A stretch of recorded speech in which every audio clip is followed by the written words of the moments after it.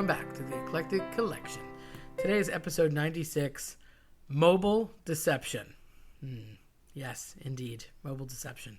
What does that mean? So, being late to the game on the smartphone, on purpose, I might add. Yes, I love my Flippy, and I still have him. And out of my dead, lifeless hands will you get my flip phone. So we're not going to talk about that. That's another rant for another day. However,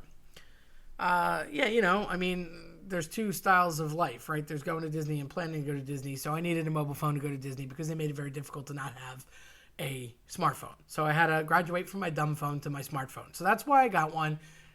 Whatever. I can hear you yelling at me and laughing. I don't care. So that's why I got one. So I finally got one. And yes, I got an Android because I'm not into fruit as much as I do like Apple. The fruit, no.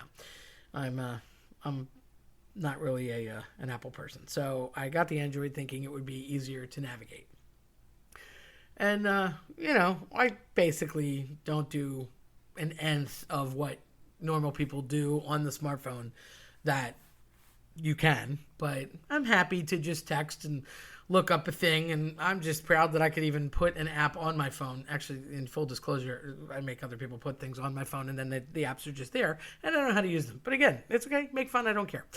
However, in finally graduating to smartphone status a couple of years ago, I got very uneasy when I would get these ads that would offer things or a movie or a game or something, and it wasn't real.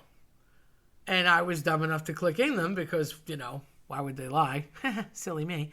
And it wasn't real. And if I get one more advertisement for that stupid match game, whatever that is with the king, first of all, the guy's going to die. That's miserable. Some of these games are based on this person's going to get killed. Let's save them. It's not like Qbert where he falls off of the blocks and he's like, whoa, and it's all kind of happy and very 80s and rainbows. This is this person's going to get mutilated or not get a treatment that they need if you don't save them. I don't want that kind of pressure in a game. I'm down with Pac-Man, okay? So there's a reason that, he just shrivels into nothing.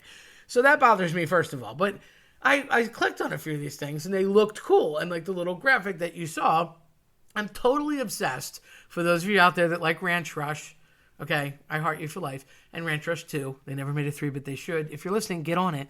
So Ranch Rush was just a regular little computer game that you could upload, back in the day with a disc, and now it's with a code and whatever. And it's old, but it was a little farmy kind of game, and I liked it. And you would harvest crops and blah, blah, blah. And it got to a level in the end, and there's 10 levels per. And I really liked it. And I'm used to games that end. They have a finish. I don't really know what I want to happen in the end, actual confetti to come out of the computer screen. It never does, though. But there's always an end. So if I can beat the game, finish the game, get to the very end, life's good. So I did Diner Dash, and, I played all those Penhurst ones where you find the object, things like that. I like a lot of, what are they, technically time management games where clicking on things. I'm fine with that. So as they had been for a long time on the mobile platform, I just wasn't on the mobile platform. So when everybody was going bananas about what was it, Temple Run and Candy Crush and, Tiny Wings or whatever, I could care less about Angry Birds and all that stuff. I was kind of thinking, hey, I'm back at Solitaire.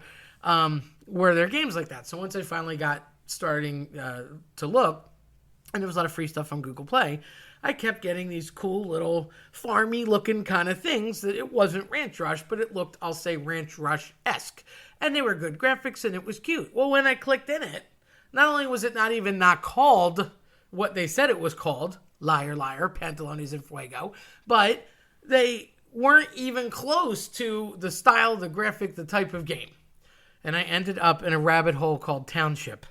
And I kind of like it. My farm's a little confusing, but that's apparently by way of Facebook. I don't play it on there. I just do it on my phone for me because it was the closest that I could find. It was sort of a facsimile of Ranch Rush. But what I had gone after was a completely different game.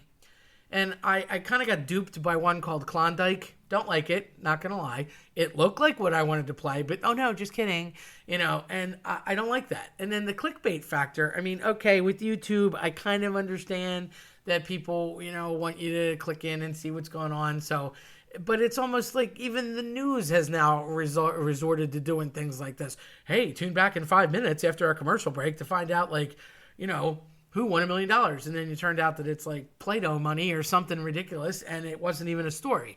It's just all clickbaity now. Everything's clickbaity. Clickbait is clickbait, and clickbait has clickbait. It's so bad. At what point does anything actually show or advertise what's really there? Because even if the game is free, then I don't want a little mini game that's really that. I want the thing you showed me. So what you showed me in the first place if you don't want me to play it? And then why when I click on that video, oh, just kidding, it's not really those people. I mean, if it says Loch Ness Monster footage, okay, I think it should be Loch Ness Monster footage. Now, it might not be good Loch Ness Monster footage, but it should be Loch Ness Monster footage. That's the way I see it. If it tells you it's this little game and it's farmy and whatnot, it should be that little game and it's farmy, not something totally different or completely wrong or not even in the style or graphics that you were shown. And same thing with a show. I've seen this now happen with TV shows and movie trailers.